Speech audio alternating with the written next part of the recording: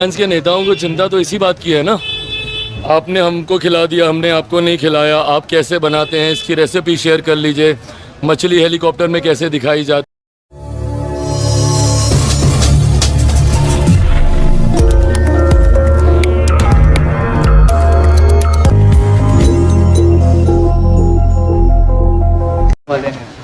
नहीं बुलाएंगे बैठक, डिसाइड करेंगे कि किस किस दिन किस किस के यहाँ मटन पार्टी होगी।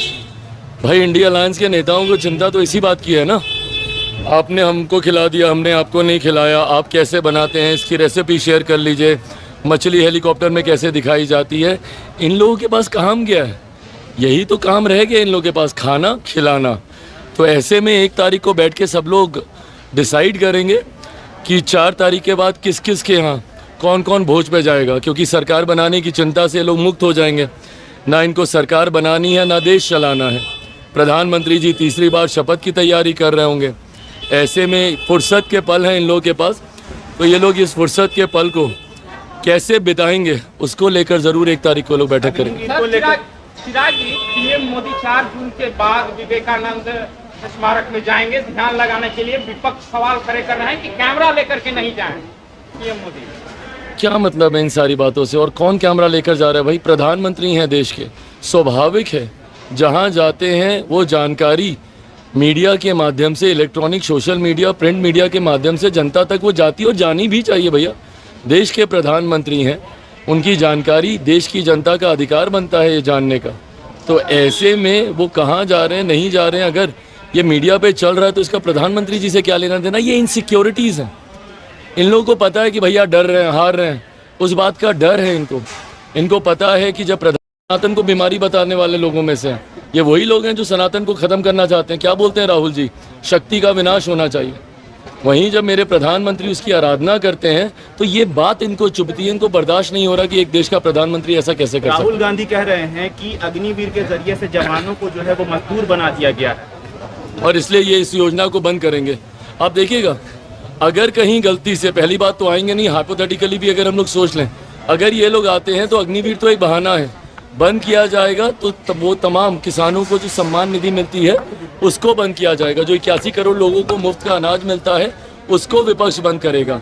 जो 5-5 लाख रुपए का आयुष्मान के माध्यम से मुफ्त इलाज होता है उसको बंद किया जाएगा। ये विपक्ष, ये वही इंडिया अलायंस के लोग हैं ना जो एक समय में नारा देते थे भैया गरीबी हटाओ, गरीबी हटाओ। 3 पुश्ते बीत गई पर ये लोग गरीबी नहीं हटा सके। आज जब गरीब कल्याण की योजनाएं मेरे प्रधानमंत्री चलाते हैं, ये बात इन लोगों से बर्दाश्त नहीं होती। और ये सोच है इन लोगों की कि गरीब को कैसे गरीब बनाए रखना, तो सिर्फ अग्निवीर ही नहीं, ये तमाम ऐसी योजनाओं को बंद करने की सोच। और कानून कौन सा लाएंगे? इनहेरिटेंस टैक्स, विरासत पर कर। पहले तो आपको तमाम योजनाओं के लाभ से वंचित करेंगे और उसके बाद आपकी अपनी संपत्ति का 55% हिस्सा कैसे ये लोग अपने खाते में ले, उस बात की योजना तैयार की गई। एवं भाइयों, क्या आप भी हैं बिजली बिल से परेशान? तो चिंता ना करें, हम लेके आए हैं उसका समाधान। हो के बेफिक्र चलाएं टीवी, एसी, फैन, वो भी बिना बिजली बिल के, क्योंकि अक्षय ऊर्जा से हो रहा है देश में विकास। हमारी एजेंसी मेसर जवाहरलाल भारद्वाज अक्षय ऊर्जा शॉप, जो वर्ष 2007 से ही सौर ऊर्जा के सारे उपकरणों की बिक्री करती है और लोगों को जागरूक करती है कि जब घर आपका है तो बिजली सरकारी क्यों। पिछले 16 वर्षों से हमारी एजेंसी के द्वारा अनगिनत संतुष्ट ग्राहकों की सेवा की गई है, जिन्हें उचित दर पे ओरिजिनल सोलर एनर्जी सिस्टम दिया गया है। और हमारे संतुष्ट ग्राहक निरंतर हमारी एजेंसी अक्षय ऊर्जा शॉप पर भरोसा बनाए हुए हैं। तो फिर देर किस बात की?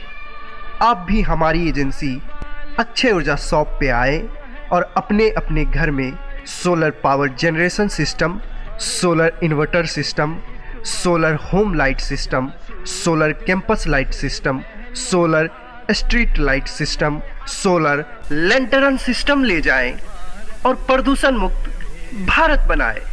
हमारा पता है स्वामी विवेकानंद चौक, NH 31, ट्रैफिक चौक, पुराना सावित्री हॉल के पास, सोना जागेश्वर कॉम्प्लेक्स के अंदर, पंजाब नेशनल मेन ब्रांच के बगल में, बेगूसराय, बिहार।